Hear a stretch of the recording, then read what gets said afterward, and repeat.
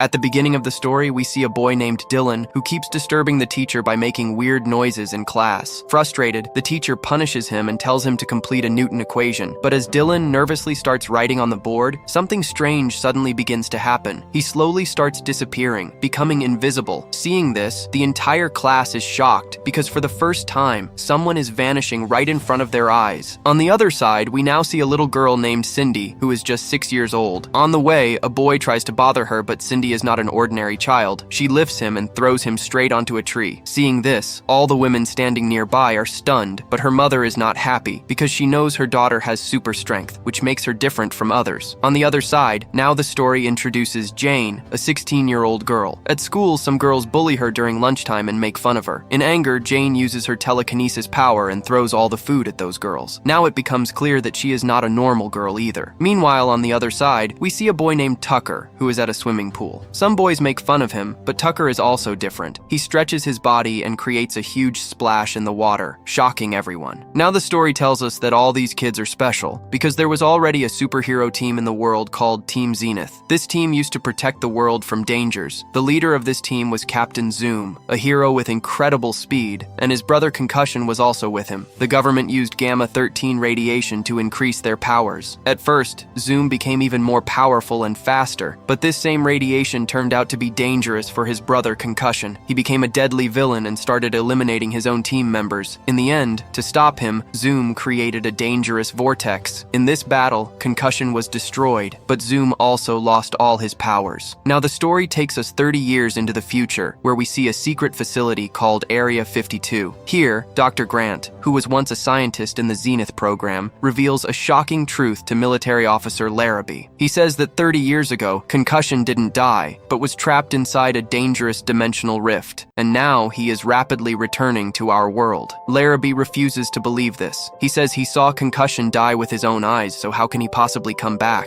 But Dr. Grant explains that although Zoom did stop him back then, his body was never found, meaning he didn't die, he was just stuck somewhere. Now they only have 12 days left, or Concussion will return and destroy everything. Hearing this, Larrabee decides that they must restart the Zenith program. For this, they need special kids who have strange powers, and to train those kids, there is only one person, Captain Zoom. On the other side, we now see Zoom, whose real name is Jack. He is now living like an ordinary man because all his superpowers are gone, but still, a little bit of ability remains in him. Like he can move his finger so fast that he can make a banana shake like a blender. Just then, Dr. Marsh arrives outside his garage and deliberately acts in a small way to make Jack come out. Jack brings her inside, and suddenly Dr. Grant and his team also arrive there. They tell Jack that they are forming a new superhero team and need his help because he is the only hero left in the world. But Jack doesn't want to go back into all this. He clearly refuses. Then, left with no choice, Dr. Grant uses a dart gun and knocks Jack unconscious, taking him along. When Jack regains consciousness, he finds himself tied up inside the secret base of Area 52. Dr. Grant stands in front of him and gives him a direct offer. Either he works with them and gets paid every month, or he goes straight to prison. Jack doesn't want to go to jail, so helplessly, tempted by the money, he agrees to their deal. Just then, Dr. Marsh arrives, who has been made the head of this new program. She is a huge fan of Jack and tells him that she has read all the comics of Captain Zoom and Team Zenith, but Jack doesn't show much interest in all this. Then Marsh tells him that they have brought 10 special kids here to form a new team, and Jack's job is to select the right ones and build a new Team Zenith. But as soon as Jack sees those kids, he is shocked because they are all very young children. He can't understand what kind of powers they could have, since no gamma tests were done on them. Then Marsh explains that no experiments were done on these kids. Instead, they were all born with superpowers, and she believes that even without gamma radiation, their powers can be enhanced. Now Jack starts testing the kids. Some of them turn out to be nothing special, but Dylan, Cindy, Jane, and Tucker get selected because of their unique abilities. All four are brought into a room where Jack asks them if they know why they are here. Cindy repeats what Marsh had told them, but Dylan says that it's all a lie. They were brought here because they are different from others. Then Jack reveals the truth. He says that he himself lived in this base as a child, and this place ruined his life. The military will force them to train, and the most dangerous part, they will be tested with gamma-13 radiation. Hearing this, the kids get scared. Just then, Marsh angrily takes Jack away from there and says she had already made it clear that there would be no gamma tests on the kids. So why did he say that? Jack, frustrated, says that he knows Larrabee very well. He will definitely use Gamma on the kids, and he himself is only betraying these kids for money, which is making him feel terrible inside. On the other side, Larrabee tells Dr. Grant that training the kids in such a short time is impossible, so he will prepare to give them Gamma doses himself, but he makes one thing clear. For now, Zoom must not find out anything about concussion. After Larrabee leaves, Dr. Grant shows Jack his old Captain Zoom superhero suit. He says they worked very hard to create this suit, but unfortunately, Jack never got the chance to wear it. Seeing the suit, old memories come rushing back to Jack, and he feels a little happy again. On the other side, Marsh gives the kids Zoom's comics and tells them the truth. The man they think is just a trainer is not ordinary, but Captain Zoom, who saved the world many times with Team Zenith. Hearing this, the kids are shocked and immediately rush to Jack. Cindy excitedly asks, "Will we also become superheroes like you? Will we get our own names and suits too?" Jack, a bit serious, moves his finger rapidly and says that earlier he could move his entire body that fast. That's why he had to wear a special suit so his clothes wouldn't burn. But he makes one thing clear: this is not a home. It's a military secret base, and everyone here has to follow the rules. Just then, Dylan taunts him, saying, "When you can't even use your own powers, how will you train us? I can't even believe you are Captain Zoom." After some time, the kids' training begins. Cindy easily lifts heavy weights, but when Jack makes fun of her, she angrily throws a huge block at him. Jack manages to escape but gets scared and quickly praises her to calm her down. Meanwhile, Dylan keeps escaping training again and again by using his invisibility. Dr. Grant doesn't understand why he's doing this, but Jack says it's simple. He doesn't like being here. He wants to run away. Now it's Tucker's turn, who is afraid of training. Marsh tries to encourage him, but Jack starts making fun of him. In anger, Tucker uses his power and sticks Jack to the wall. Now Jack questions Marsh. What exactly are we preparing these kids for? But surprisingly, even Marsh doesn't know the truth herself. Frustrated with Jack's behavior, she says, "In the comics, you were so good and heroic. Why have you changed so much now?" Then Jack reveals a bitter truth. He says everything shown in the comics is just stories created by the government. The reality is completely different. Angry, Marsh walks straight into the meeting and asks Larrabee what exactly is the threat they are preparing the kids for. Just then, Jack also arrives there and asks the same question, but Larrabee refuses to reveal anything and has Jack removed from the meeting room. After the meeting ends, Jack asks Marsh again, and she becomes a little emotional. She says that when she heard Jack was coming here, she was very happy, because as a child, she was different too. She had no friends, and she only found happiness by reading Captain Zoom comics. But now she feels that Jack is just wasting time with these kids for money. Saying this, she angrily walks back to her room. On the other side, Jack is taking the kids for combat training when he suddenly finds his old robot friend Peeb. Seeing him makes Jack happy, and he takes the kids to a secret underground basement. There, a spaceship is standing, which excites all the kids. They all get inside the spaceship and go out for a ride. On the way, they even stop to buy some food and snacks. But their little adventure doesn't stay hidden. The news about the spaceship starts appearing on TV. Seeing this, Marsh quickly rushes to the basement, but by then Jack has already returned with the kids. Angry, Marsh says, "You were supposed to train them, and instead you took them out for a trip. How can you be so careless?" But Jack ignores her words. At night, Cindy has a scary dream and gets frightened, so she goes to Jack's room. Jack tries to send her back, but Cindy starts crying and insists on staying there. In the end, Jack lets her sleep on the couch. Then Cindy asks an innocent question: "Are we really different from others? And is that why my parents sent me here?" Hearing this, Jack is shaken from inside. He can't believe that such a little girl was sent to this military base by her parents. Jack comforts her. "You are not different. You are special. Your parents sent you here so you can learn to use your powers the right way and help people." Then Cindy uses her strength to pull a couch from the wall closer to Jack and falls asleep there. Seeing her innocence and power, even Jack is left amazed. From the next day, the kids' training begins with full intensity, but things don't go very well. Dylan keeps skipping training and running away again and again, and the other kids also fail to perform properly. Because of this, Jane gets angry and blames Jack. She says that if Jack trained them properly, they wouldn't be struggling so much. On the other side, Jane, Tucker, and Cindy together reach Dr. Grant's control room. There, Dr. Grant is making some changes in the training system, but the three of them start pressing buttons on the control panel for fun. Suddenly, heavy rain starts pouring in the training ground, then lightning strikes, and after that, it even begins to snow. Seeing all this, the kids get excited, but Dr. Grant is completely panicked. Meanwhile, on the other side, frustrated with Dylan's behavior, he is locked inside a special cell. Jack comes to meet him and tells him about his old team and concussion, then takes him out. Jack tells Dylan to focus his mind and find out where Jane is right now and what she is doing. Dylan tries, and suddenly he starts seeing everything. Even from far away, he can see Jane inside inside her room. Then Jack explains that this is his real power, called Mind Sight. He tells Dylan that the team needs a leader, and he is capable of becoming one. Now Dylan asks about concussion, but hearing this makes Jack angry. Just then, Dylan realizes that concussion was none other than Jack's own brother. Jack reveals that his real name was Connor, and he was once a good superhero. He saved many lives, but Gamma-13 radiation turned him into a dangerous villain. On the other side, Marsh is secretly listening to all this through CCTV. Seeing the new team reminds Jack of his old friends, and now he finally decides to truly train these kids properly. Meanwhile, Jane has a chain as the last memory of her parents, and she believes that because of her powers, her parents left her behind. Dylan holds Jane's chain and uses his power to try and see her past. Just then, Jack arrives there with the research team. He says that now, not just physical, but mental training will also happen, so that the kids can properly control their powers. Now Jack truly begins training from the heart, and under his guidance, the kids start improving rapidly. This time, everyone's performance becomes much better. Seeing this change, Marsh gets surprised and asks Jack how he suddenly changed so much. Jack calmly says that after losing his old team, he realized how special they were, and he doesn't want these kids to make the same mistake. That's why now he wants to move forward, not just as a team, but as a family. Hearing this, Marsh feels happy. On the other side, Dr. Grant tells Larrabee that all their hopes now depend on Jack and Marsh, because only they can prepare these kids against concussion. He warns Larrabee not to use gamma radiation, because that is what turned concussion into a dangerous villain. Dr. Grant explains that concussion has now become even more powerful and might return sooner than expected. He shows a special device through which they can see the dimensional rift. Larrabee says he cannot rely only on kids. They must also have their own plan. Then, Dr. Grant explains that if the kids can distract concussion, he can trap him using his sonic net, and maybe even cure him. He also says that if Jack still had his powers, he could trap concussion back into the vortex, and reverse the effect of gamma radiation. Meanwhile, to celebrate the completion of training, Jack throws a small party with the kids. Dylan gives Jane a pendant with her parents' names written on it, and a sweet connection forms between them. Cindy dances with her robot friend Peeb, and even Jack looks a bit happy with Marsh. But suddenly Larrabee arrives there and stops the party. He brings a dose of Gamma-13 radiation with him and says that the kids will be given this in the morning. Jack immediately objects. He says this is dangerous for the kids, just like what happened to his team, but Larrabee doesn't listen at all. Jack realizes that now it's important to protect the kids. So the next morning, he quietly takes all of them to a secret place where there are no cameras, and this is the same place where he used to spend time with his old team. Jack gives the kids their superhero names, but none of them like those names. So everyone chooses their own. Dylan becomes Houdini, Tucker calls himself Mega Boy, Jane becomes Wonder, and little Cindy calls herself Princess. Smiling, Jack says, "Now our family is complete, but we need to get out of here because a huge danger is coming." Just then, Dylan starts getting visions. He sees that the military is preparing gamma radiation. He immediately tells Jack that they are going to test it on the kids, and the real purpose is to stop concussion, because he is still alive and returning. Hearing this, Jack gets furious and goes straight to Larrabee. He asks, "Do you really think these kids can stop concussion?" But Larrabee doesn't listen at all, and has him locked again in a special cell. Meanwhile, guards arrive to take the kids for gamma testing, but this time Marsh supports them. She uses her super breath to blow the guards away. Taking the chance, Dylan and Tucker handle the remaining guards, and together they go to free Jack. Jane pins a guard to the wall, and Cindy breaks the cell door with her strength. Jack is shocked seeing all this, especially Marsh, because he thought she was on Larrabee's side. But Marsh reveals the truth. She was different since childhood too, because she also has superpowers. Now everyone reaches the underground basement, but the path to the spaceship is blocked. As Jack tries to open it, an alarm goes off, and Larrabee finds out everything. Quickly, they all get into the spaceship and somehow escape from there. Jack tells Marsh, "Drop me where the dimensional rift is going to open. You take the kids somewhere safe." But this time no one is ready to leave him. They all stay together. Jack reaches the rift alone, and just then, concussion returns. In anger, he says, "You betrayed me. You left me alone for 30 years. And then he attacks Jack. Jack is weak, because he has no powers. Just then, the robot Peeb distracts him, and Cindy also joins the fight. Meanwhile, the military attacks with a sonic net, but concussion breaks it too. The net moves towards Cindy. She gets scared and asks for help, and then Jack's powers return. He rushes at lightning speed and saves Cindy, but Cindy falls unconscious. Jack panics, but she soon recovers. Now the final battle begins. Jack returns wearing his Zoom suit. Dylan and Jane together distract concussion. Tucker throws him into the air. Cindy attacks with full strength, and Jack spins rapidly to create a vortex. In the end, Marsh uses her super breath to push concussion into the center of that vortex. vortex, and Jack expands it into a mega vortex. This time, the bad effect of gamma radiation is removed, and Concussion becomes a good person again. Finally, the brothers reunite. Jack welcomes him back into Team Zenith, and now together they form a new team to protect the world, and this is where the story ends. So, how did you like this movie? Do share your thoughts in the comments below. If you enjoyed this recap, don't forget to like the video and subscribe to the channel so you can keep getting more amazing stories like this. See you in the next video.